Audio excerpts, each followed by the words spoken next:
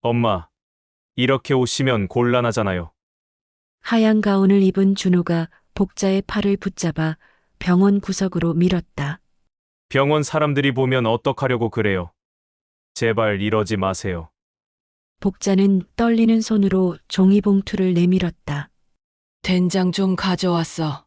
내가 좋아하던 그거. 새벽부터 싸온 된장과 고춧가루엔 손의 온기가 남아 있었다. 하지만 준호는 그것을 보지도 않고 지갑을 꺼냈다. 이거 택시비로 쓰시고 내려가세요. 나 바빠요. 돈 한 장이 손에 떨어지는 순간 복자의 눈이 천천히 흔들렸다. 눈물이 고이기 전까지 그녀는 아무 말도 하지 않았다.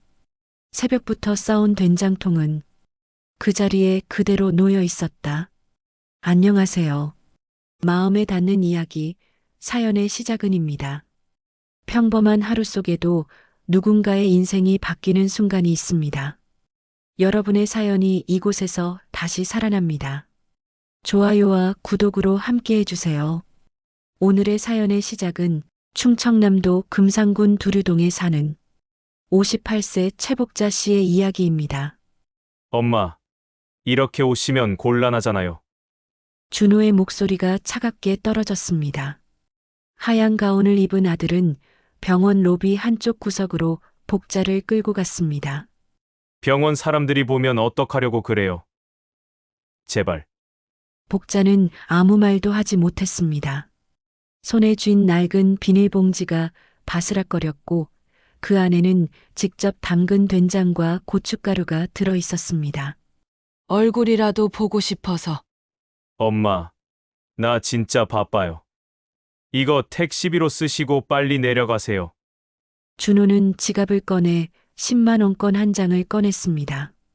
사실 이 순간으로 오기까지 복자에게는 긴 시간이 필요했습니다. 충남 금산군 두류동 낡은 슬레이트 지붕 아래서 복자는 3년을 혼자 살아왔습니다. 남편 재식이 세상을 떠난 뒤로 명절마다 텅 빈 집에서 혼자 차례상을 차렸습니다. 아이들은 전화로만 안부를 물었죠. 엄마, 올해도 바빠서 못 내려가요. 이해하시죠? 큰아들 준호는 서울대학병원 흉부외과 전문의였습니다. 둘째 딸 미정은 강남에서 미용실을 운영했고 막내 아들 진수는 화물차를 몰며 전국을 돌아다녔습니다. 복자는 자식들을 키우느라 평생을 밭에서 살았습니다. 남편 재식이 공사판에서 일하며 번 돈으로는 턱없이 부족했기에 복자는 새벽부터 밤까지 고추밭과 참깨밭을 오갔습니다. 손에는 굳은 살이 박혔고 허리는 굽었지만 그래도 행복했습니다. 아이들이 학교에서 상장을 받아올 때마다 밥을 맛있게 먹을 때마다 복자의 가슴은 뿌듯함으로 가득 찼습니다. 특히 큰아들 준호는 복자의 자랑이었습니다. 시골 학교에서 늘 1등을 했고 서울대 의대에 합격했을 때 온 동네가 축하해줬습니다. 복자는 그날 밤 남편과 함께 소주잔을 기울이며 눈물을 흘렸습니다. 여보, 우리 아들 의사 된대요. 우리가 해냈어요. 재식도 울먹이며 고개를 끄덕였습니다. 당신이 고생한 보람이 있소. 둘째 미정도 똑똑했습니다. 미용 기술을 배워 서울로 올라간 뒤 몇 년 만에 자기 가게를 차렸습니다. 전화로 엄마, 나 이번에 강남에 가게 하나 더 냈어 하는 소리를 들을 때마다 복자는 가슴이 벅찼습니다. 막내 진수는 공부는 못했지만 성격이 밝고 부지런했습니다. 고등학교를 졸업하자마자 화물차 운전을 배워 돈을 벌기 시작했고 이제는 자기 차까지 장만했습니다. 복자는 아이들이 모두 잘 되는 모습을 보며 만족했습니다. 자기는 평생 밭에서 살아도 괜찮았습니다. 다만 가끔, 정말 가끔 아이들 얼굴이 보고 싶을 뿐이었습니다. 명절 때 한 번이라도 내려와 주면 좋겠다는 생각을 했지만 아이들은 늘 바빴습니다. 엄마, 환자가 많아서요. 엄마, 손님 예약이 꽉 찼어요. 엄마, 저 지금 부산 가는 길이에요. 그렇게 3년이 흘렀습니다. 남편 재식이 세상을 떠난 뒤 복자는 정말 혼자가 되었습니다. 장례식장에는 아이들이 모두 왔었습니다.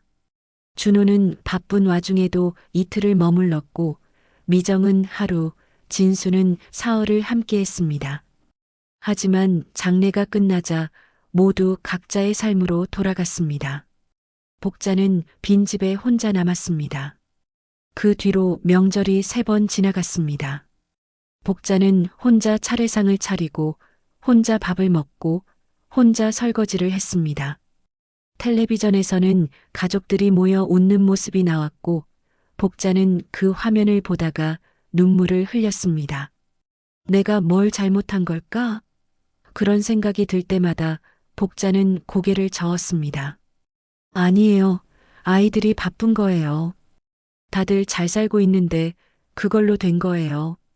하지만 올해 설날이 다가오자 복자의 마음속에 이상한 감정이 자리 잡았습니다. 섭섭함이었을까요? 아니면 그리움이었을까요? 복자는 어느 날 밤 잠이 오지 않아 마루에 앉아 있었습니다. 달빛이 마당을 비추고 바람이 지붕을 스쳤습니다. 복자는 문득 생각했습니다. 내가 이렇게 기다리기만 하면 안 되겠구나. 내가 직접 가봐야겠어. 그 생각이 들자 복자는 잠을 이룰 수가 없었습니다. 다음 날 아침 복자는 장롱 깊숙한 곳에서 헌 점퍼를 꺼냈습니다. 몇 년 전 밭일할 때 입던 옷이었습니다. 구석구석 때가 묻어 있고 소매는 해져 있었습니다. 복자는 그 점퍼를 들고 한참을 생각했습니다. 이걸 입고 가면 아이들이 뭐라 할까? 복자는 알고 있었습니다. 아이들이 자기를 부끄러워한다는 걸요. 특히 준호와 미정은 복자가 깔끔하게 차려입고 오기를 원했습니다. 하지만 복자는 이번만큼은 다르게 하고 싶었습니다. 나는 그냥 엄마일 뿐인데. 복자는 점퍼를 입었습니다. 머리도 감지 않았고 화장도 하지 않았습니다. 발에는 낡은 고무신을 신었습니다. 그리고 비닐봉지에 된장 한 통과 고춧가루 한 봉지를 넣었습니다. 직접 담근 것이었습니다. 아이들이 어렸을 때 제일 좋아하던 맛이었습니다. 새벽 5시 복자는 집을 나섰습니다. 버스 정류장까지 30분을 걸어갔고 서울행 고속버스에 올랐습니다. 버스 안에는 사람이 많지 않았습니다. 창밖으로 어둠이 걷히고 햇살이 비쳤습니다. 복자는 창밖을 보며 중얼거렸습니다. 애들이 놀라겠지. 그래도 괜찮아. 나는 그냥 얼굴 한번 보고 싶을 뿐이니까. 서울에 도착한 건 오전 9시였습니다. 복자는 지하철을 탔습니다. 사람들이 빠르게 움직였고 복자는 그 사이에서 작아졌습니다. 준호가 일한다는 대학병원까지 가는 길이 복잡했지만 복자는 길을 물어가며 찾아갔습니다. 병원 로비에 들어섰을 때 복자는 숨이 막혔습니다. 너무 크고 화려한 공간이었습니다. 하얀 벽, 반짝이는 바닥, 그리고 깔끔한 옷을 입은 사람들. 복자는 자기 모습을 내려다봤습니다. 헌 점퍼, 낡은 고무신, 그리고 비닐봉지. 복자는 잠시 뒤로 물러서려 했습니다. 하지만 그때 복자는 준호를 봤습니다. 하얀 가운을 입고 복도를 걷는 준호의 모습이 눈에 들어왔습니다. 복자의 가슴이 뛰었습니다. 준호야. 복자는 작은 목소리로 불렀습니다. 준호가 고개를 돌렸고 복자와 눈이 마주쳤습니다. 그 순간 준호의 얼굴이 굳었습니다. 준호는 복자의 팔을 잡았습니다. 그 손에 힘이 들어갔습니다. 엄마, 지금 뭐 하시는 거예요? 복자는 아들의 얼굴을 올려다봤습니다. 준호의 눈빛에는 당황함과 짜증이 섞여 있었습니다. 얼굴 보고 싶어서 왔다. 이런 꼴로요? 엄마, 여기가 어딘 줄 아세요? 서울대병원이에요. 제가 여기서 일하는 사람이라고요. 복자는 입을 다물었습니다. 준호는 복자를 로비 구석으로 끌고 갔습니다. 사람들의 시선이 느껴졌습니다. 복자는 고개를 숙였습니다. 엄마, 전화라도 하시지 왜 갑자기 오세요? 그것도 이런 차림으로. 미안하다, 준호야. 그냥 보고 싶었어? 준호는 한숨을 쉬었습니다. 그리고 지갑을 꺼냈습니다. 이거요. 10만 원이에요. 택시 타고 빨리 내려가세요. 저 정말 바빠요. 오늘 수술 3건 잡혀 있어요. 복자는 떨리는 손으로 돈을 받았습니다.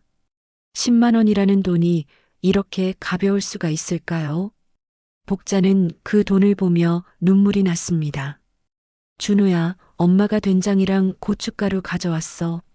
내가 어렸을 때 제일 좋아하던. 엄마, 그런 거 필요 없어요.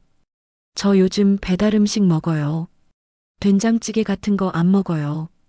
복자는 비닐봉지를 내려다봤습니다. 새벽부터 정성스럽게 싸온 된장통이 초라하게 보였습니다. 그래도 엄마, 제발 부탁이에요. 빨리 가세요. 제 동료들 눈에 띄면 정말 곤란해요. 준호는 시계를 봤습니다. 그리고 복자를 보지도 않은 채 돌아섰습니다. 저 먼저 갈게요. 조심히 내려가시고요. 복자는 그 자리에 멍하니 서 있었습니다. 준호의 하얀 가운이 복도 저편으로 사라졌습니다. 복자의 손에는 10만 원짜리 지폐와 비닐봉지만 남았습니다. 복자는 천천히 병원 밖으로 걸어 나왔습니다. 햇살이 눈부셨습니다. 거리에는 사람들이 바쁘게 오갔습니다. 복자는 벤치에 앉았습니다. 손에 쥔 10만 원을 내려다봤습니다. 택시비라. 복자는 쓴웃음을 지었습니다. 버스비가 2만 원도 안 되는데 택시비라니요. 복자는 비닐봉지를 열어 된장통을 꺼냈습니다. 어젯밤 정성스럽게 싸운 것이었습니다. 준호가 고등학교 다닐 때 학교 갔다 오면 제일 먼저 찾던 게 된장찌개였습니다. 엄마, 이 된장 맛이 최고예요. 그렇게 말하던 준호의 얼굴이 떠올랐습니다. 하지만 지금의 준호는 달랐습니다. 배달 음식을 먹는다고 했습니다. 된장찌개 같은 건 안 먹는다고 했습니다. 복자는 된장통을 다시 비닐봉지에 넣었습니다. 그리고 일어섰습니다. 아직 둘째 미정이가 남아 있었습니다. 미정이는 다를 거라고 복자는 생각했습니다. 딸이잖아요. 엄마 마음을 알아줄 거예요. 복자는 지하철을 탔습니다. 강남까지 가는 길이 멀었습니다. 복자는 차창에 비친 자기 모습을 봤습니다. 헝클어진 머리, 낡은 점퍼, 주름진 얼굴. 복자는 손으로 머리를 쓸어 넘겼습니다. 하지만 소용없었습니다. 거울에 비친 모습은 여전히 초라했습니다. 강남역에 도착했을 때 복자는 숨이 막혔습니다. 사람들이 너무 많았습니다. 그리고 모두가 깔끔하게 차려입고 있었습니다. 복자는 그 사이에서 걸었습니다. 사람들이 복자를 스쳐 지나갔고 누군가는 복자를 보며 눈살을 찌푸렸습니다. 미정이의 미용실은 강남역에서 10분 거리에 있었습니다. 복자는 가게 앞에 섰습니다. 유리창 너머로 깔끔한 인테리어가 보였습니다. 하얀 의자, 큰 거울, 그리고 샹들리에. 복자는 문을 열었습니다. 딸랑하고 종소리가 울렸습니다. 어서 오세요. 직원이 인사를 했습니다. 하지만 복자의 모습을 보자 표정이 굳었습니다. 저기, 예약하셨나요? 아니, 나는 미정이 엄마인데. 그 순간 안쪽에서 미정이가 나왔습니다. 검은색 앞치마를 두른 미정이는 손님의 머리를 만지다 말고 복자를 봤습니다. 미정이의 얼굴이 창백해졌습니다. 엄마가 왜 여기 와요? 미정이는 재빨리 복자에게 다가왔습니다. 그리고 작은 목소리로 속삭였습니다. 엄마, 지금 손님 있어요. 잠깐만 밖에서 기다려요.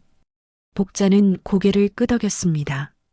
그리고 가게 밖으로 나왔습니다. 유리창 너머로 미정이가 손님에게 뭐라 말하는 게 보였습니다. 손님이 웃으며 고개를 끄덕였습니다. 10분쯤 지났을까요? 미정이가 밖으로 나왔습니다. 엄마, 갑자기 오시면 어떡해요? 전화라도 하시지. 미정아, 보고 싶었어. 얼굴이라도 보고 싶어서.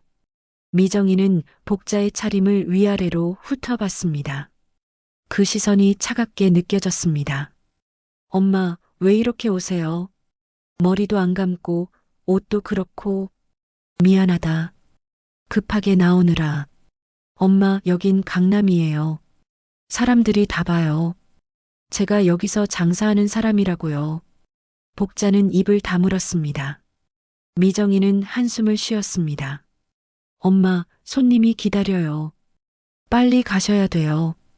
미정이는 지갑을 꺼냈습니다. 그리고 5만원권 한 장을 꺼냈습니다. 이거요. 이거 가지고 뭐 사드시고 집에 가세요. 복자는 그 돈을 받았습니다. 손이 떨렸습니다. 미정아, 엄마가 된장이랑 고춧가루 가져왔어. 내가 어렸을 때.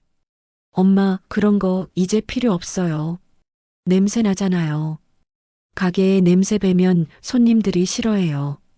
복자는 비닐봉지를 가슴에 안았습니다. 냄새가 난다고 했습니다. 복자가 평생 담가온 된장이 냄새가 난다고 했습니다. 그래도 엄마, 제발. 저 정말 바빠요. 오늘 예약이 꽉 찼어요. 빨리 가주세요. 미정이는 더 이상 복자를 보지 않았습니다. 그리고 가게 안으로 들어갔습니다. 딸랑하고 문이 닫혔습니다.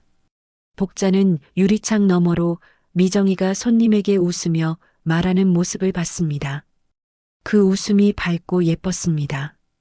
하지만 복자에게는 그 웃음을 보여주지 않았습니다.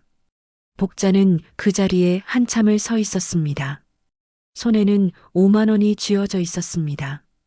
준호가 준 10만원과 합쳐서 15만원이었습니다. 복자는 그 돈을 주머니에 넣었습니다. 그리고 걷기 시작했습니다. 거리에는 사람들이 많았습니다. 모두가 바쁘게 움직였습니다. 복자만 천천히 걸었습니다. 발이 아팠습니다. 낡은 고무신이 발을 쓸렸습니다. 복자는 벤치를 찾아 앉았습니다. 해가 기울기 시작했습니다. 이제 저녁때가 다가오고 있었습니다. 복자는 시계를 봤습니다. 오후 4시였습니다. 금산으로 돌아가는 버스 시간을 생각하니 마음이 무거웠습니다. 그냥 이대로 돌아가야 할까요? 아니면 복자는 주머니에서 핸드폰을 꺼냈습니다. 오래된 폴더폰이었습니다. 복자는 막내 진수의 번호를 눌렀습니다. 신호음이 길게 울렸습니다. 한참 뒤에 진수가 전화를 받았습니다. 여보세요? 엄마. 진수야. 복자의 목소리가 떨렸습니다. 진수는 바로 알아챘습니다. 엄마, 무슨 일 있어요? 목소리가 왜 그래요? 아니다. 아무것도 아니야. 너 지금 어디니? 저 지금 경부고속도로 타고 부산 가는 중이에요. 왜요? 엄마, 진짜 괜찮아요? 복자는 입을 다물었습니다. 진수는 지금 일하는 중이었습니다. 방해하고 싶지 않았습니다. 아니다. 그냥 목소리 듣고 싶어서. 엄마, 뭔가 이상한데. 어디 계세요? 집에 있다. 괜찮아. 정말요? 엄마 목소리가 이상해요. 혹시? 아니다, 괜찮다. 조심해서 다녀와라. 복자는 전화를 끊었습니다. 그리고 한숨을 쉬었습니다. 진수에게 걱정 끼치고 싶지 않았습니다. 막내는 운전하면서도 엄마 걱정을 하겠죠. 사고라도 나면 어쩌나요? 복자는 일어섰습니다. 이제 정말 집으로 돌아가야 할 시간이었습니다. 복자는 지하철역으로 향했습니다. 서울역까지 가서 금산행 버스를 타면 됩니다. 복자는 계단을 내려갔습니다. 사람들이 빠르게 오갔습니다. 복자는 그 사이에서 천천히 걸었습니다. 지하철을 기다리는 동안 복자는 비닐봉지를 내려다봤습니다. 된장통과 고춧가루 봉지가 그대로 들어 있었습니다. 아무도 받아주지 않은 것이었습니다. 복자는 된장통을 쓰다듬었습니다. 평생 이 손으로 담가온 된장이었습니다. 자식들이 맛있게 먹던 그 맛이었습니다. 하지만 이제는 필요 없다고 했습니다. 냄새 난다고 했습니다. 지하철이 들어왔습니다. 복자는 자리에 앉았습니다. 창밖으로 어둠이 스쳐 지나갔습니다. 복자의 눈에서 눈물이 흘러내렸습니다. 하지만 복자는 소리내어 울지 않았습니다. 그냥 눈물이 흐르는 대로 두었습니다. 서울역에 도착했을 때 복자는 매표소로 갔습니다. 금산행 버스 시간을 물었습니다. 직원이 대답했습니다. 금산은 마지막 버스가 6시예요. 지금 5시 반이니까 서두르세요. 복자는 고개를 끄덕였습니다. 그리고 표를 끊었습니다. 21,000원이었습니다. 복자는 주머니에서 준호가 준 10만 원을 꺼냈습니다. 택시비라고 했던 그 돈을 말이죠. 복자는 쓴웃음을 지었습니다. 매표소 직원이 거스름돈을 내밀었습니다. 복자는 그 돈을 받고 대합실로 향했습니다. 사람들이 벤치에 앉아 버스를 기다리고 있었습니다. 복자도 한쪽 구석 벤치에 앉았습니다. 그때였습니다. 복자의 핸드폰이 울렸습니다. 진수였습니다. 복자는 전화를 받았습니다. 여보세요? 엄마, 지금 어디세요? 진수의 목소리가 다급했습니다. 집에 있다고 했잖니. 거짓말하지 마세요. 엄마 지금 서울 계시죠? 복자는 움찔했습니다. 어떻게 알았을까요? 진수야. 형한테 전화했어요. 형이 오늘 엄마 병원에 오셨다고 했어요.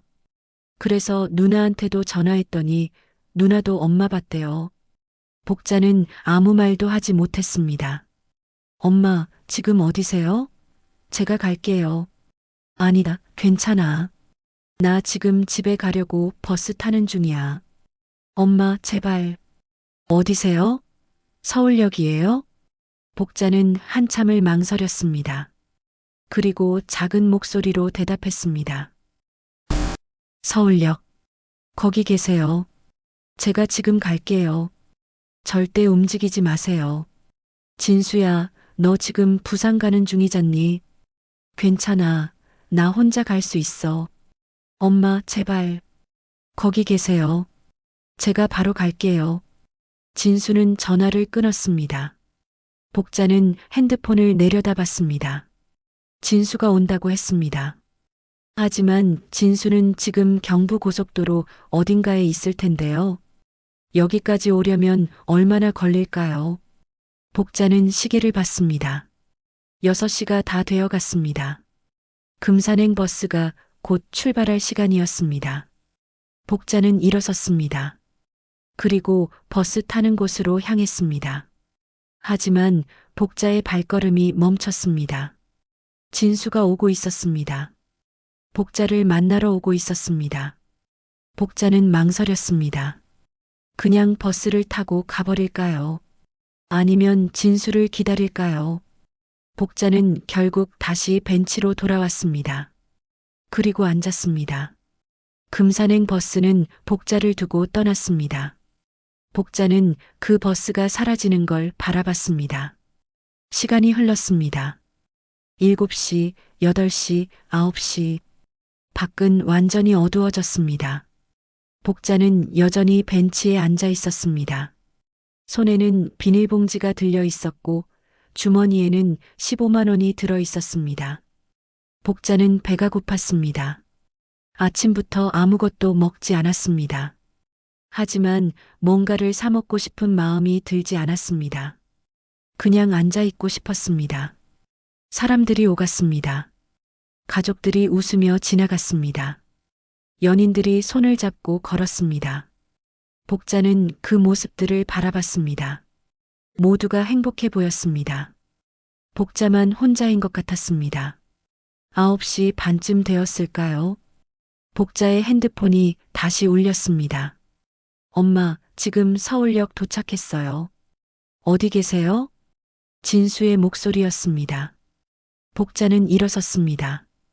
대합실에 있다. 제가 지금 들어갈게요.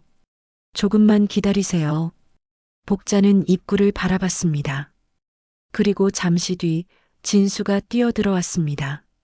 기름때 묻은 작업복을 입은 채였습니다. 얼굴에는 땀이 맺혀 있었습니다. 진수는 대합실을 둘러봤습니다. 그리고 복자를 발견했습니다. 엄마. 진수가 달려왔습니다. 그리고 복자 앞에 섰습니다.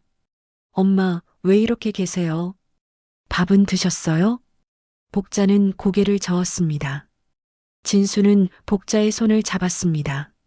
엄마, 일단 밥부터 먹어요. 제가 사드릴게요.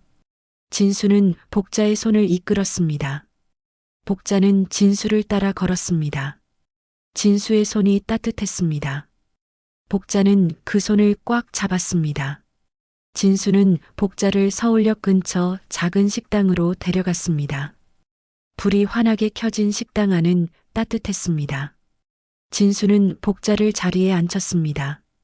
엄마, 뭐 드실래요? 김치찌개, 된장찌개. 복자는 고개를 저었습니다. 아무거나 괜찮아. 진수는 주문을 했습니다. 된장찌개 2개와 밥, 그리고 계란말이를 시켰습니다. 음식이 나오는 동안 진수는 복자를 바라봤습니다. 복자의 얼굴에는 피곤함이 가득했습니다. 엄마, 오늘 왜 서울에 오셨어요? 복자는 대답하지 않았습니다. 그냥 손을 만지작거렸습니다. 진수는 복자의 손을 보았습니다. 굳은 살이 박힌 그 손을 말이죠. 형이랑 누나 만나셨죠? 복자는 고개를 끄덕였습니다. 그래. 형이 뭐래요? 복자는 입을 열었습니다. 하지만 말이 나오지 않았습니다. 진수는 기다렸습니다. 한참 뒤에 복자가 말했습니다. 돈 줬어. 택시비로 쓰라고. 진수의 얼굴이 굳었습니다. 택시비요? 응. 10만 원. 빨리 내려가래. 진수는 입술을 깨물었습니다. 그리고 물었습니다. 누나는요? 미정이도 5만 원 줬어. 빨리 가래. 진수는 주먹을 쥐었습니다. 손등에 핏줄이 붉어졌습니다. 복자는 진수의 그런 모습을 보고 손을 올렸습니다. 괜찮아, 진수야. 애들이 바쁜 거야. 나도 이해해. 무슨 말씀을 그렇게 하세요?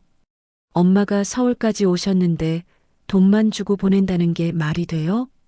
그래도 엄마, 형이랑 누나는 이상해요. 돈만 있으면 다예요? 엄마 마음은 생각도 안 하고. 복자는 고개를 저었습니다. 아니다. 내 형, 누나는 다 잘했어. 내가 갑자기 가서 놀라게 한 거야. 음식이 나왔습니다. 진수는 복자 앞에 된장찌개를 놓았습니다. 그리고 숟가락을 건넸습니다. 엄마, 드세요. 복자는 숟가락을 들었습니다. 하지만 손이 떨렸습니다. 진수는 그 모습을 보며 가슴이 아팠습니다. 복자는 한 숟가락 떠서 입에 넣었습니다. 된장찌개의 맛이 입안에 퍼졌습니다. 맛있니? 진수가 물었습니다. 복자는 고개를 끄덕였습니다.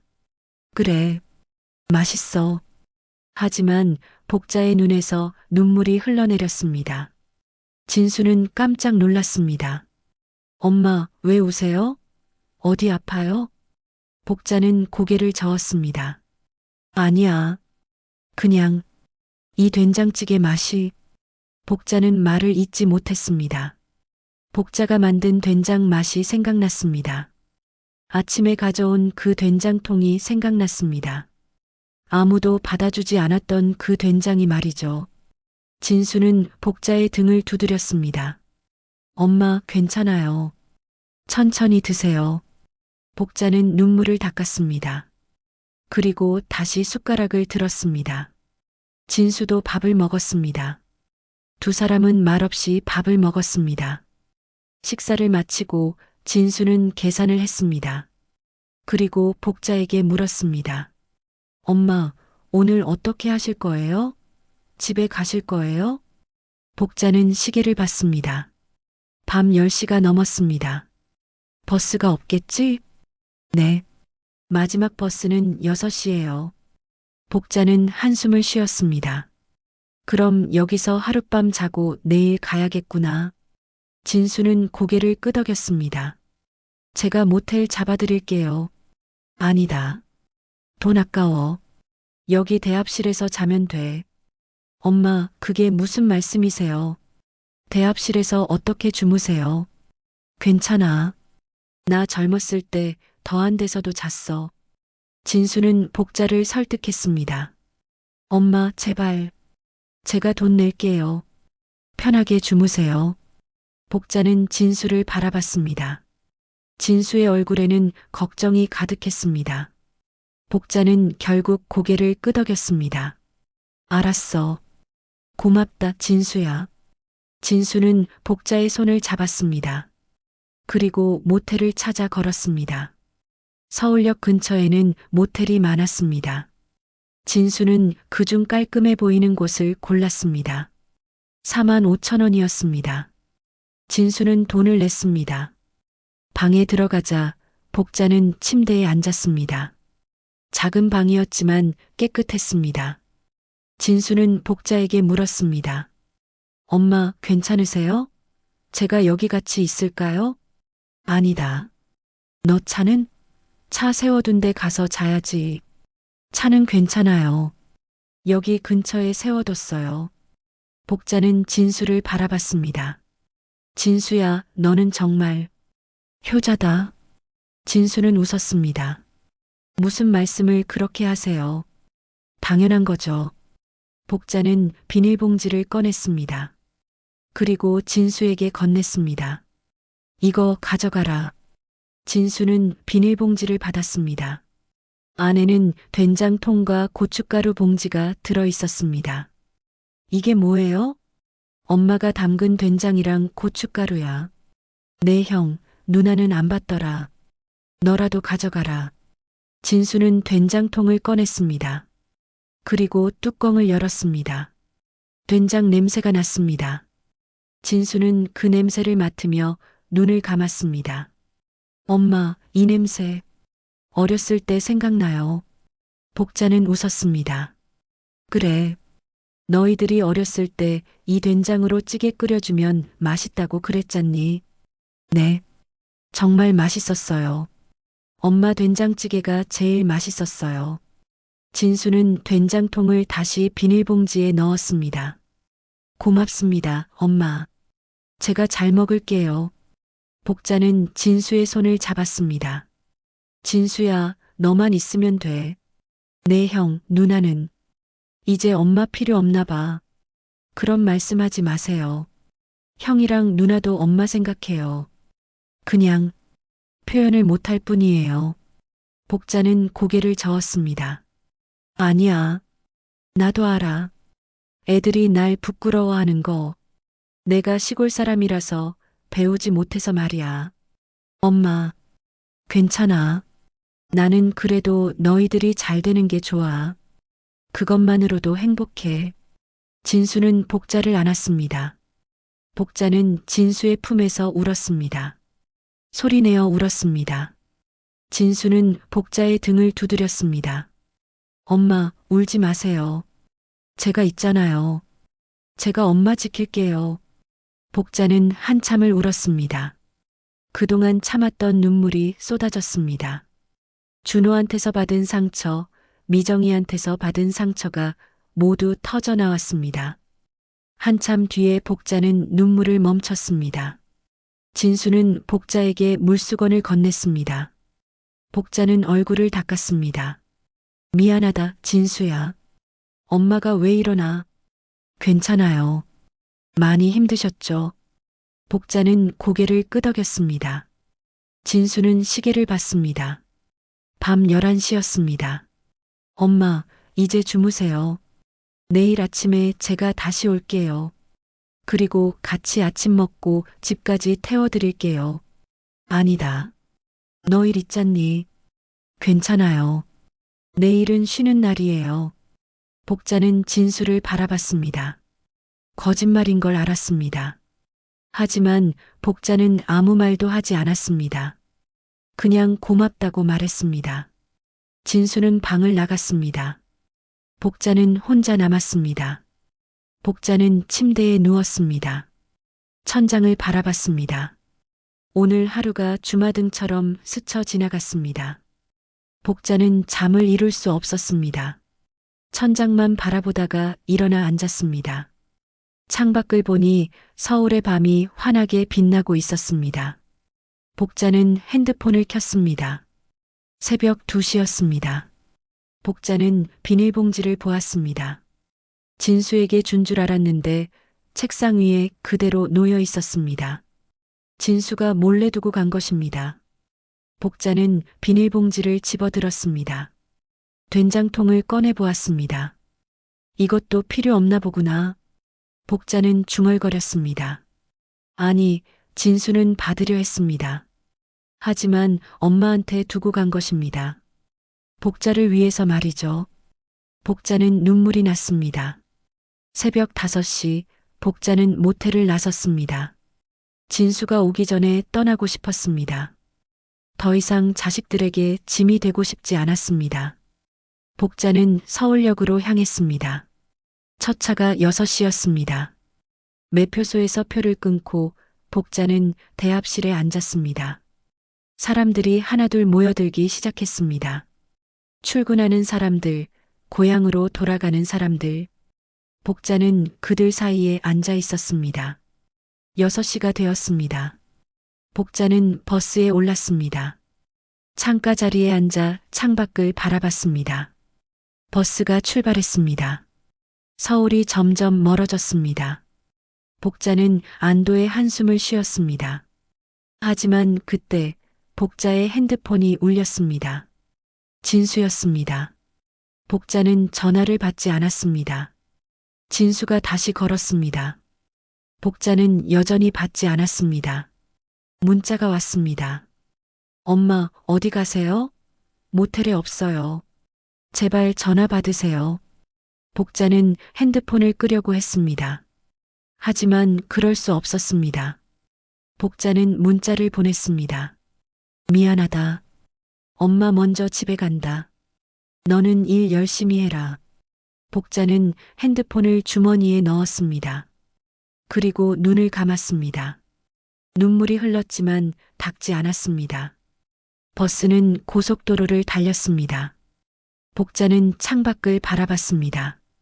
들판이 펼쳐졌고 산이 보였습니다. 복자는 이 길을 얼마나 많이 다녔을까요? 자식들 보러 서울 갈 때마다 이 길을 탔습니다. 하지만 이제는 다시 오지 않을 것 같았습니다. 2시간쯤 지났을까요? 버스가 휴게소에 섰습니다. 사람들이 내렸습니다. 복자도 내렸습니다. 화장실을 다녀오고 복자는 벤치에 앉았습니다. 커피라도 한 잔 마실까 생각했지만 그냥 앉아 있었습니다. 그때였습니다. 누군가 복자 앞에 섰습니다. 복자는 고개를 들었습니다. 진수였습니다. 숨을 헐떡이며 서 있었습니다. 엄마. 복자는 깜짝 놀랐습니다. 진수야? 너 어떡해? 제가 차로 쫓아왔어요. 엄마 혼자 보낼 수 없어요. 복자는 일어섰습니다. 진수야, 미안하다. 엄마가. 진수는 복자를 안았습니다. 꽉 안았습니다. 복자는 진수의 품에서 울었습니다. 엄마, 이러지 마세요. 저 정말 걱정했어요. 미안해, 진수야. 엄마가 너한테 짐이 되고 싶지 않아서. 무슨 말씀을 그렇게 하세요. 엄마가 무슨 짐이에요.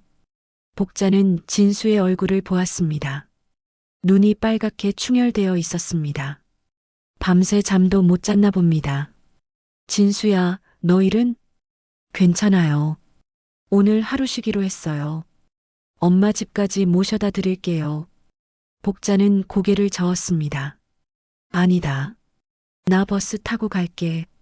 너는 일 가야지. 엄마, 제발. 제가 모셔다 드리고 싶어요. 제 마음 받아주세요. 복자는 진수를 바라봤습니다. 진수의 눈에는 진심이 가득했습니다. 복자는 결국 고개를 끄덕였습니다. 알았어. 고맙다, 진수야. 진수는 복자의 손을 잡았습니다. 그리고 주차장으로 향했습니다. 큰 화물차가 서 있었습니다. 진수는 복자를 도와 트럭에 올랐습니다. 트럭 안은 좁았습니다. 하지만 깨끗했습니다. 진수가 정리를 잘해둔 것 같았습니다. 복자는 조수석에 앉았습니다. 진수가 시동을 걸었습니다. 엄마, 편하게 앉으세요. 금산까지 1시간 반 정도 걸려요. 복자는 고개를 끄덕였습니다. 트럭이 출발했습니다. 복자는 창밖을 바라봤습니다. 고속도로가 쭉 뻗어 있었습니다. 한참을 달리다가 진수가 말했습니다. 엄마, 배고프시죠? 제가 컵라면 있어요. 아니다. 괜찮아. 엄마, 드세요. 제가 끓여드릴게요. 진수는 트럭을 갓길에 세웠습니다. 그리고 뒤쪽에서 컵라면과 물을 꺼냈습니다.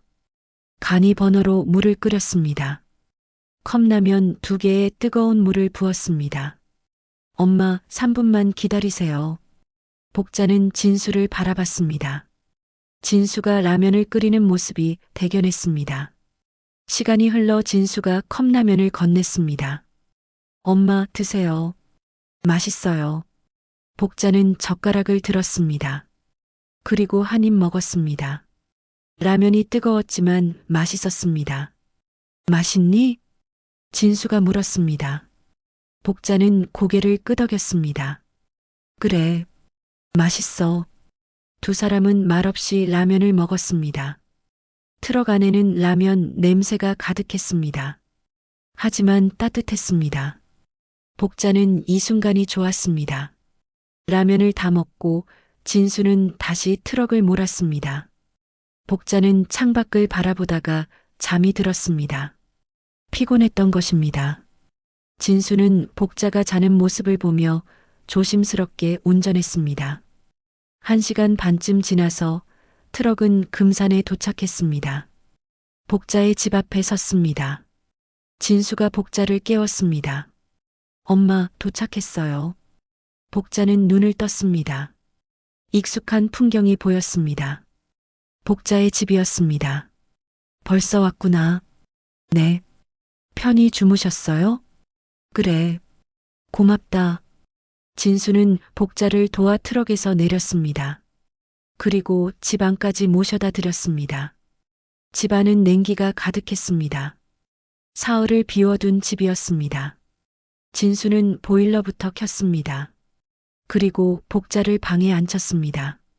엄마, 여기 앉아 계세요. 제가 밥 할게요. 아니다. 엄마가 할게. 엄마, 쉬세요. 제가 라면이라도 끓여드릴게요. 진수는 부엌으로 갔습니다. 냉장고를 열었습니다. 김치와 계란 몇 개가 전부였습니다. 진수는 라면을 꺼내 끓였습니다. 계란도 넣고 김치도 넣었습니다. 복자는 방에 앉아 주위를 둘러봤습니다. 텅 빈 집이었습니다. 남편 재식이 떠난 뒤로 더 텅 빈 느낌이었습니다. 벽에는 아이들 사진이 걸려 있었습니다. 준호의 의사 가운 입은 사진, 미정이의 미용실 개업 사진, 그리고 진수의 트럭 앞에서 찍은 사진. 복자는 그 사진들을 바라봤습니다. 모두 잘 자랐습니다. 복자가 평생 고생한 보람이 있었습니다. 하지만 왜 이렇게 허전한 걸까요? 엄마, 라면 다 됐어요. 진수가 라면을 들고 왔습니다. 김이 모락모락 나는 라면이었습니다. 복자는 젓가락을 들었습니다. 고맙다, 진수야. 천만에요. 맛있게 드세요. 두 사람은 라면을 먹었습니다. 진수는 복자를 보며 물었습니다. 엄마, 이제 어떻게 하실 거예요?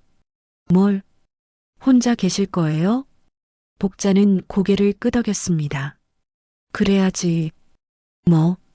엄마, 제 생각인데요. 엄마 저랑 같이 사실래요? 복자는 놀라서 진수를 받습니다. 뭐라고? 저 지금 고시원에서 살아요. 좁긴 한데 엄마랑 같이 살 수 있어요. 아니면 제가 작은 집이라도 하나 구할게요. 아니다. 진수야, 너 혼자 살기도 힘들잖니. 괜찮아요. 저 돈 벌잖아요. 엄마 모시고 살 수 있어요. 복자는 고개를 저었습니다. 안 돼. 너는 내 인생 살아야지. 엄마 때문에 힘들게 하면 안 돼.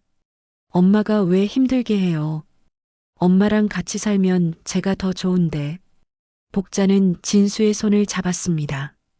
고맙다, 진수야. 근데 엄마는 여기서 살래. 여기가 익숙해. 진수는 아쉬운 표정을 지었습니다. 하지만 더 이상 말하지 않았습니다. 라면을 다 먹고 진수는 설거지를 했습니다. 복자는 진수의 뒷모습을 보며 눈물이 났습니다. 이렇게 착한 아들을 뒀는데 왜 이렇게 마음이 아플까요? 설거지를 마치고 진수가 복자에게 왔습니다. 엄마, 제가 이제 가봐야 할 것 같아요. 내일 일 있어서요. 복자는 고개를 끄덕였습니다. 그래. 조심해서 가라. 진수는 복자를 안았습니다. 꽉 안았습니다. 엄마, 자주 전화할게요. 그리고 시간 나면 자주 올게요. 그래. 고맙다. 진수는 집을 나갔습니다. 복자는 현관까지 따라 나가 진수를 배웅했습니다. 트럭이 출발했고 복자는 그 모습을 지켜봤습니다. 트럭이 사라질 때까지 말이죠. 복자는 다시 집 안으로 들어왔습니다. 텅 빈 집이었습니다. 복자는 방에 앉았습니다. 그리고 비닐봉지를 꺼냈습니다. 된장통과 고춧가루 봉지가 그대로 있었습니다. 복자는 된장통을 열었습니다. 된장 냄새가 났습니다. 복자가 평생 담가온 그 냄새였습니다. 복자는 손가락으로 된장을 찍어 맛을 봤습니다. 짭짤하고 구수했습니다. 이 맛인데. 복자는 중얼거렸습니다. 자식들은 이 맛을 싫어한다고 했습니다. 냄새 난다고 했습니다. 복자는 된장통을 덮었습니다. 그리고 부엌 찬장에 넣었습니다. 복자는 핸드폰을 꺼냈습니다. 그리고 준호에게 전화를 걸었습니다. 신호음이 길게 울렸습니다. 준호는 전화를 받지 않았습니다. 복자는 문자를 보냈습니다. 준호야, 엄마야. 잘 지내니? 엄마는 잘 있어. 건강 챙겨라. 복자는 미정에게도 문자를 보냈습니다. 미정아, 엄마야. 장사 잘 되니? 몸 건강히 지내라. 복자는 핸드폰을 내려놓았습니다. 답장이 올까요? 복자는 기대하지 않았습니다. 밤이 되었습니다. 복자는 혼자 저녁을 먹었습니다. 김치와 밥만 먹었습니다. 입맛이 없었습니다. 복자는 설거지를 하고 방으로 들어갔습니다. 침대에 누워 천장을 바라봤습니다. 오늘 하루가 길었습니다. 아침에 서울을 떠나 금산으로 돌아왔습니다. 준호와 미정을 만났고 진수에게 도움을 받았습니다. 복자는 눈을 감았습니다. 그리고 생각했습니다. 자식들을 키우며 산 세월이 주마등처럼 스쳐 지나갔습니다. 아이들이 어렸을 때는 행복했습니다. 복자의 손을 잡고 걷던 아이들, 복자가 해준 밥을 맛있게 먹던 아이들, 복자에게 안기던 아이들. 하지만 이제는 달랐습니다. 아이들은 자랐고 복자를 필요로 하지 않았습니다. 아니, 필요로 할지 몰라도 복자의 모습을 부끄러워했습니다. 복자는 눈물을 흘렸습니다. 소리 없이 울었습니다. 이불을 뒤집어 쓰고 울었습니다. 며칠이 지났습니다. 복자는 다시 일상으로 돌아갔습니다. 밭에 나가 일했습니다. 고추를 따고 참깨를 거두었습니다. 손에는 다시 흙이 묻었습니다.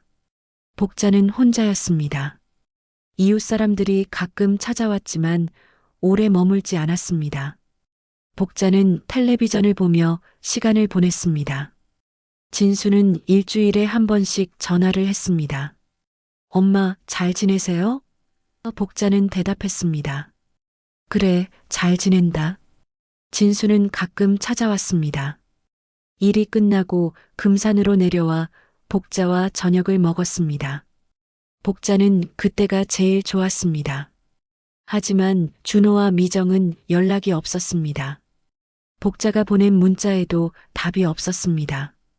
복자는 서운했지만 이해하려 했습니다. 바쁜 거겠지, 잊은 거겠지. 한 달이 지났습니다. 어느 날 복자는 우편물을 받았습니다. 준호에게서 온 것이었습니다. 복자는 놀라서 편지를 열었습니다. 안에는 돈이 들어 있었습니다. 50만 원이었습니다. 그리고 짧은 메모가 있었습니다. 엄마, 용돈이에요. 잘 쓰세요. 준호. 복자는 그 돈을 보며 한숨을 쉬었습니다. 돈이 아니라 얼굴을 보고 싶었는데 말이죠. 복자는 돈을 서랍에 넣었습니다. 미정에게서도 연락이 왔습니다. 문자였습니다. 엄마, 미안해요. 바빠서 연락 못했어요. 건강하세요. 복자는 그 문자를 보며 씁쓸하게 웃었습니다. 미안하다는 말만 있을 뿐 보고 싶다는 말은 없었습니다. 복자는 핸드폰을 내려놓았습니다. 그리고 창밖을 바라봤습니다. 가을이 깊어가고 있었습니다. 낙엽이 떨어졌고 바람이 차가웠습니다. 복자는 혼자 살아가는 게 익숙해지기 시작했습니다. 하지만 어느 날 밤 복자는 가슴이 답답했습니다. 숨이 잘 쉬어지지 않았습니다. 복자는 누워서 천천히 숨을 쉬었습니다. 조금 나아졌습니다. 하지만 이런 일이 자주 생기기 시작했습니다. 복자는 병원에 가야 한다고 생각했습니다. 하지만 혼자 가기가 힘들었습니다. 복자는 진수에게 전화했습니다. 진수야, 엄마가 좀 이상해. 숨이 잘 안 쉬어져. 복자의 목소리가 떨렸습니다. 진수는 깜짝 놀랐습니다. 엄마, 지금 어디 아파요? 제가 바로 갈게요. 아니다. 괜찮아. 그냥, 엄마, 절대 안 괜찮아요. 지금 바로 갈게요. 움직이지 마세요. 진수는 전화를 끊었습니다. 복자는 핸드폰을 내려놓고 침대에 누웠습니다. 가슴이 답답했습니다. 숨을 쉬려 해도 잘 쉬어지지 않았습니다. 1시간 뒤 진수가 도착했습니다. 문을 박차고 들어왔습니다. 엄마. 진수는 복자에게 달려왔습니다. 복자는 침대에 누워 있었습니다. 얼굴이 창백했습니다. 엄마, 괜찮으세요? 미안하다. 진수야. 엄마가 너 일 방해했네. 무슨 말씀을 그렇게 하세요. 병원 가야 돼요. 지금 바로. 진수는 복자를 일으켰습니다. 그리고 부축해서 트럭까지 데려갔습니다.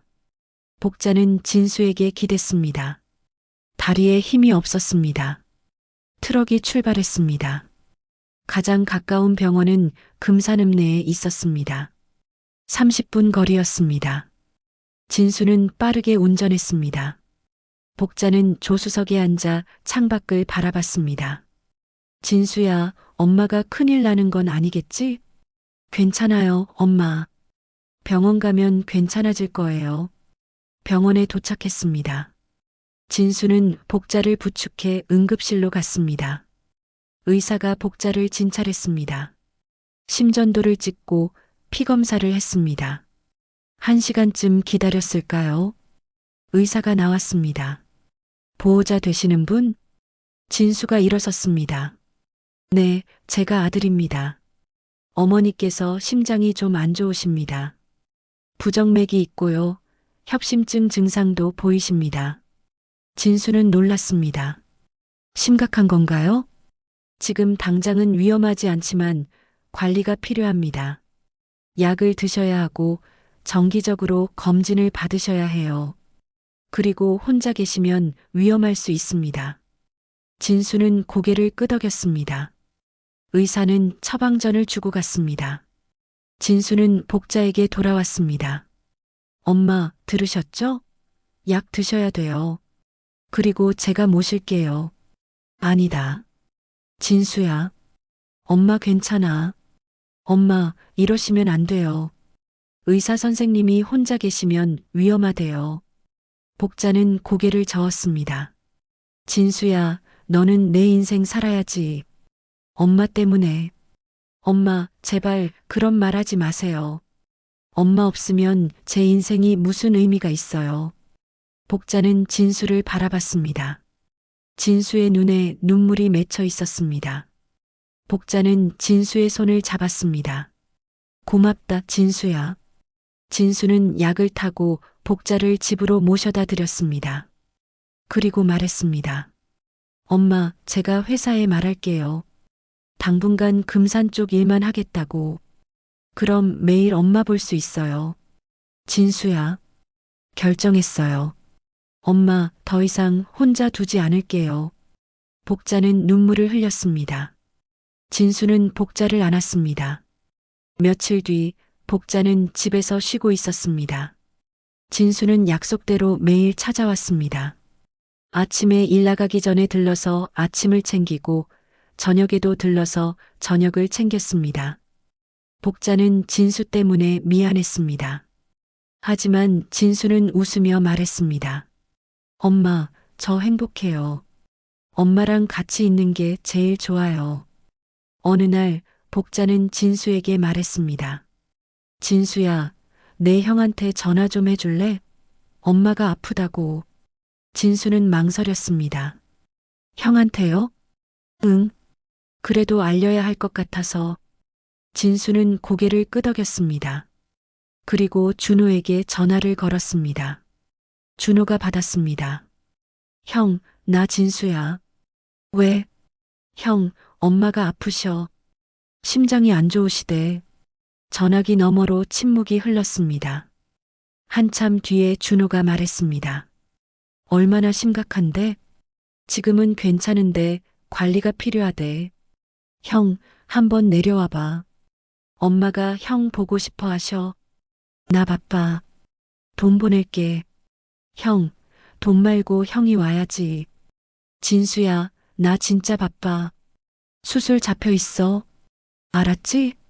준호는 전화를 끊었습니다. 진수는 핸드폰을 내려다봤습니다. 화가 났습니다. 진수는 미정에게도 전화했습니다. 누나, 나 진수야. 왜? 무슨 일이야? 누나, 엄마가 아프셔. 심장이 안 좋으시대. 어머, 진짜? 얼마나 심각한데? 지금은 괜찮은데 누나 한번 내려와 봐. 엄마가 누나 보고 싶어 하실 것 같아. 나 지금 가게 일 때문에 정신없어. 미안해. 돈 좀 보낼게. 누나, 돈 말고 누나가 와야지. 진수야, 미안해. 다음에 갈게. 미정도 전화를 끊었습니다. 진수는 한숨을 쉬었습니다. 복자가 물었습니다. 뭐래? 바빠서 못 온대요. 복자는 쓴웃음을 지었습니다. 그럴 줄 알았어. 괜찮아. 엄마, 형이랑 누나는 너무해요. 아니다. 바쁜 거야. 이해해야지. 진수는 복자를 바라봤습니다. 복자는 여전히 자식들을 감싸고 있었습니다. 일주일이 지났습니다. 준호에게서 돈이 왔습니다. 100만 원이었습니다. 미정에게서도 돈이 왔습니다. 50만 원이었습니다. 하지만 사람은 오지 않았습니다. 복자는 그 돈을 보며 눈물을 흘렸습니다. 진수는 복자를 안았습니다. 엄마, 울지 마세요. 제가 있잖아요. 고맙다, 진수야. 너만 있으면 돼. 그날 밤 진수는 집에 가지 않고 복자 집에서 잤습니다. 복자가 혹시 밤에 무슨 일이 있을까봐 걱정되었습니다. 진수는 거실 바닥에 이불을 깔고 누웠습니다. 복자는 방에서 잠을 청했습니다. 하지만 잠이 오지 않았습니다. 진수가 거실에서 자고 있다는 게 미안했습니다. 복자는 일어나 거실로 나갔습니다. 진수는 이미 잠들어 있었습니다. 복자는 진수를 내려다봤습니다. 기름때 묻은 얼굴, 굳은 살 박힌 손. 복자는 진수의 이불을 덮어주었습니다. 고맙다, 진수야. 내가 있어서 엄마가 산다. 복자는 중얼거렸습니다. 그리고 방으로 돌아갔습니다. 다음 날 아침 진수가 일찍 일어나 아침을 준비했습니다. 된장찌개와 밥을 차렸습니다. 복자가 일어났을 때 밥상이 차려져 있었습니다. 진수야, 내가 이걸 언제 했니? 아침 일찍 일어나서 했어요. 어서 드세요. 복자는 숟가락을 들었습니다. 된장찌개를 한 입 먹었습니다. 맛이 좋았습니다. 맛있다. 진수야, 내가 요리를 이렇게 잘하니? 엄마 된장으로 끓였어요. 그래서 맛있는 거예요. 복자는 웃었습니다. 진수도 웃었습니다. 두 사람은 함께 아침을 먹었습니다. 식사를 마치고 진수가 말했습니다. 엄마, 저 오늘 일 끝나고 일찍 올게요. 같이 저녁 먹어요. 그래. 조심해서 다녀와라. 진수는 복자를 안았습니다. 꽉 안았습니다. 복자도 진수를 안았습니다. 진수의 품에서 복자는 평온함을 느꼈습니다. 진수가 떠나고 복자는 혼자 남았습니다. 하지만 외롭지 않았습니다. 진수가 있다는 것만으로도 충분했습니다. 석 달이 흘렀습니다. 복자는 진수의 보살핌 덕분에 건강이 많이 좋아졌습니다. 매일 약을 먹고 병원 검진도 꼬박꼬박 받았습니다. 진수는 약속대로 매일 복자를 돌봤습니다. 어느 날 아침 우체부가 등기우편을 가져왔습니다. 금산군청에서 온 것이었습니다. 복자는 봉투를 뜯었습니다. 토지개발지구 지정 안내라는 제목이 보였습니다. 복자는 천천히 내용을 읽었습니다. 복자 명의로 된 땅 2만 3천 평이 개발지구로 지정되었다는 내용이었습니다. 그리고 마지막 줄에 적힌 숫자를 보고 복자는 숨이 멎었습니다. 공시지가 48억 원? 복자는 편지를 떨어뜨렸습니다. 48억이라는 숫자가 믿기지 않았습니다. 남편 재식이 평생 일군 밭이 복자가 평생 땀 흘린 그 땅이 이렇게 큰 돈이 되었습니다. 복자는 마루에 주저앉았습니다. 그리고 울었습니다. 기쁨의 눈물이 아니었습니다. 복잡한 감정이었습니다. 여보, 당신이 일군 땅이 이렇게 됐어요. 근데 나는 왜 이렇게 외로울까요? 며칠 뒤 복자는 책상 앞에 앉았습니다. 그리고 편지지를 꺼냈습니다. 오래 생각하다가 펜을 들었습니다. 준호야, 미정아. 복자는 천천히 글씨를 써내려갔습니다. 엄마가 거짓골로 갔던 건 너희가 얼마나 변했는지 시험하려던 게 아니었다. 그냥 너희가 보고 싶었어. 엄마는 그냥 너희 얼굴이 보고 싶었을 뿐이야. 너희가 잘 사는 게 엄마는 기뻐. 그것만으로도 충분해. 건강하게 살아라. 엄마는 괜찮으니까. 복자는 편지를 봉투에 넣었습니다. 하지만 붙이지는 않았습니다. 그냥 서랍에 넣어두었습니다. 대신 다른 편지지를 꺼냈습니다. 이번엔 진수에게 쓰는 편지였습니다. 진수야, 엄마가 너한테 큰 짐을 남기게 되었구나. 미안하다. 하지만 엄마는 내가 제일 자랑스러워. 돈이 아니라 마음으로 엄마를 대해줘서 고맙다. 엄마 평생 너 하나 잘 낳은 게 제일 큰 복이었어. 복자는 이 편지도 서랍에 넣었습니다. 그날 오후 복자는 금산읍내로 나갔습니다. 이제 복자는 혼자 다닐 수 있을 정도로 건강이 좋아졌습니다. 복자는 변호사 사무실을 찾아갔습니다. 유언장을 작성하고 싶은데요. 변호사는 복자를 안으로 안내했습니다. 복자는 조용한 곳에 앉아 유언장 양식을 받았습니다. 그리고 천천히 글을 썼습니다. 돈보다 따뜻한 손길, 성공보다 진심한 줌. 내 모든 것은 진수에게 물려준다. 복자는 펜을 내려놓았습니다. 준호와 미정 생각이 났습니다. 병원 로비에서 10만 원을 내밀던 준호, 미용실에서 5만 원을 주며 빨리 가라던 미정. 그 모습들이 스쳐 지나갔습니다. 하지만 복자의 마음은 확고했습니다. 진수만이 복자를 진심으로 대했습니다. 돈이 아니라 마음으로 대했습니다. 밤새 차를 몰고 와서 모텔비를 내주던 진수, 트럭 안에서 라면을 끓여주던 진수, 매일 아침 저녁으로 찾아와 복자를 돌보던 진수. 복자는 유언장을 봉인했습니다. 그리고 변호사에게 건넸습니다. 제가 세상을 떠나면 이걸 공개해 주세요. 변호사가 물었습니다. 다른 자녀분들은 모르시는 건가요? 네, 모릅니다. 알 필요도 없어요. 알면 또 복잡해질 테니까요. 복자는 쓴웃음을 지었습니다. 만약 준호와 미정이 이 땅 이야기를 알면 어떻게 될까요? 갑자기 찾아와서 효도하는 척 할까요? 복자는 그런 모습을 보고 싶지 않았습니다. 엄마, 그 땅 팔아서 같이 좋은 데 가요. 그렇게 말하면서 웃는 준호와 미정의 모습이 눈에 선했습니다. 하지만 그건 진심이 아닐 겁니다. 돈 때문일 뿐이죠. 복자는 집으로 돌아왔습니다. 마음이 한결 가벼웠습니다. 이제 복자는 마음 편히 살 수 있었습니다. 진수에게 미안하긴 했지만 진수라면 이해해 줄 거라고 믿었습니다.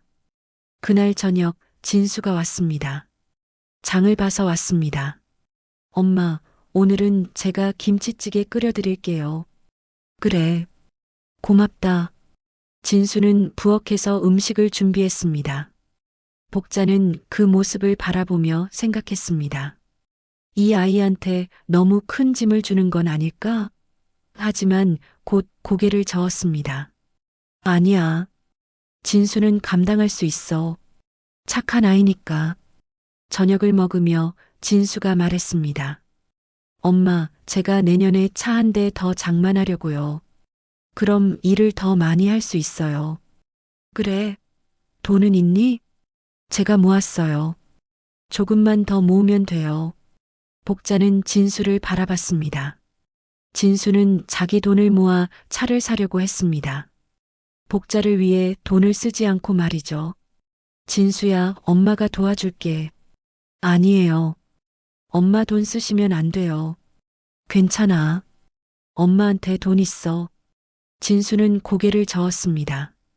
엄마, 저 혼자 할 수 있어요. 걱정 마세요. 복자는 더 이상 말하지 않았습니다. 하지만 마음속으로 생각했습니다. 진수야, 미안하다. 엄마가 너한테 큰 짐을 남기게 됐구나. 하지만 넌 잘할 수 있을 거야. 시간이 흘렀습니다. 1년이 지났습니다. 복자는 여전히 금산에서 살았고 진수는 매일 복자를 찾아왔습니다. 준호와 미정은 여전히 연락이 뜸했습니다. 명절에 한 번씩 전화를 할 뿐이었습니다. 복자는 그것에 익숙해졌습니다. 더 이상 서운하지 않았습니다. 진수가 있었으니까요. 그리고 복자는 알고 있었습니다. 자기가 세상을 떠나면 모든 게 밝혀질 거라는 걸 말이죠. 어느 날 복자는 몸이 좋지 않았습니다. 가슴이 답답하고 숨이 가빴습니다. 진수가 발견했을 때 복자는 쓰러져 있었습니다. 엄마. 진수는 복자를 병원으로 데려갔습니다. 의사가 말했습니다. 심장이 많이 약해졌습니다. 입원하셔야 해요. 복자는 병원에 입원했습니다. 진수는 일을 쉬고 복자 곁을 지켰습니다. 준호와 미정에게도 연락했습니다. 형, 누나. 엄마가 많이 아프셔. 병원에 입원하셨어. 준호와 미정은 그제야 병원에 왔습니다. 복자를 보고 놀랐습니다. 복자는 많이 야위어 있었습니다. 엄마. 준호가 복자의 손을 잡았습니다. 미정도 울먹였습니다. 엄마, 왜 이렇게 되도록 말씀 안 하셨어요? 복자는 웃었습니다. 괜찮아. 너희 바쁜 거 알아. 준호와 미정은 며칠 병원에 머물렀습니다. 하지만 곧 각자의 삶으로 돌아갔습니다. 엄마, 저 수술 있어서요. 엄마, 가게 일 때문에. 진수만 남았습니다. 한 달 뒤 복자는 퇴원했습니다. 집으로 돌아온 복자는 마당에 앉아 햇살을 쬐었습니다. 진수가 옆에 앉았습니다. 엄마, 괜찮으세요? 그래. 괜찮아. 진수야. 복자는 진수의 손을 잡았습니다. 엄마가 너한테 미안한 게 있어. 무슨 말씀이세요? 나중에 알게 될 거야. 그때 놀라지 마라. 진수는 무슨 말인지 몰랐지만 고개를 끄덕였습니다. 그날 밤 복자는 평온하게 숨을 거두었습니다. 진수의 품에서였습니다. 진수는 울었습니다. 소리내어 울었습니다. 엄마, 엄마. 장례식장에는 많은 사람이 왔습니다. 준호와 미정도 왔습니다. 준호는 검은 양복을 입고 미정은 검은 원피스를 입었습니다.